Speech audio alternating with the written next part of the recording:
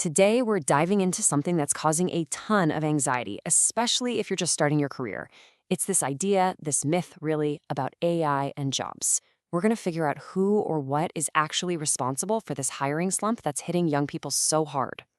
So let's just get right to it. This is the question on everybody's mind, right?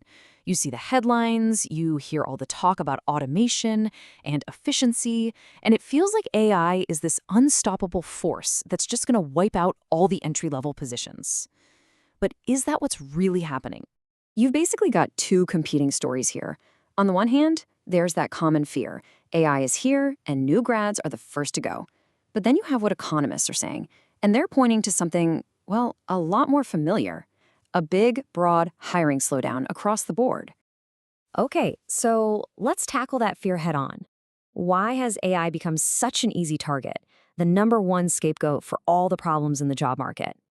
And look, let's get one thing straight. This isn't just in your head. The job market out there for young people is genuinely tough right now. The anxiety is completely real because the experience is real. I mean, just look at this data. Since 2023, unemployment for people new to the workforce has shot up by 2.5%. But for older, more established workers, it's been completely flat. Nothing. That tells you this isn't some economy-wide disaster. It's a storm hitting one specific group. And this is where the whole AI is the villain story starts to fall apart. When you look at the actual numbers, the industries that are most exposed to AI are not the ones seeing bigger jumps in unemployment. If AI was the job killer everyone fears, that's exactly where you'd see the most damage. But we don't. All right, so if AI isn't the primary culprit, what on earth is going on?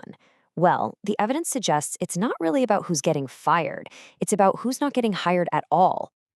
This quote from analyst Dario Perkins really nails it.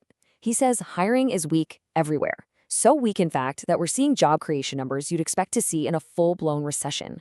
That kind of shifts the blame from a single piece of tech to the health of the entire economy. So let's be super clear. Companies aren't laying off recent grads to plug in an algorithm. What's happening is they've just slammed the brakes on bringing in new people. It's a good old-fashioned hiring freeze. Okay, so if we're letting AI off the hook for this hiring freeze, what is to blame? Well, the analysis points to three pretty classic economic pressures. So yeah, it's not some scary new technology changing the world overnight. Instead, it's a mix of three things we've seen before: the economy correcting itself after the pandemic, businesses getting nervous about the future, and financial pressure from trade policies. Let's quickly break that down. First, a lot of companies went on a hiring spree after the pandemic, and now they're just tapping the brakes. Second, you've got uncertainty. When businesses don't know what government policy is going to look like, they get shy about hiring. And third, things like tariffs are squeezing their profits, which makes them try to get more done with the people they already have. So you take those three things, and you see how they can create a perfect storm, a real bottleneck that puts a huge squeeze on people who are just trying to get their foot in the door. Now, just because AI isn't causing some widespread job apocalypse doesn't mean the pain isn't real in specific corners of the economy. And there's one industry in particular that's feeling it. Check this out. In the tech industry, the unemployment rate for workers in their 20s has jumped by almost 3%. And that's just since the beginning of 2024. That is a sharp, painful hit in the very sector that's most tied to AI. And to put that in perspective, that jump is more than 4 times the increase we've seen in the overall unemployment rate.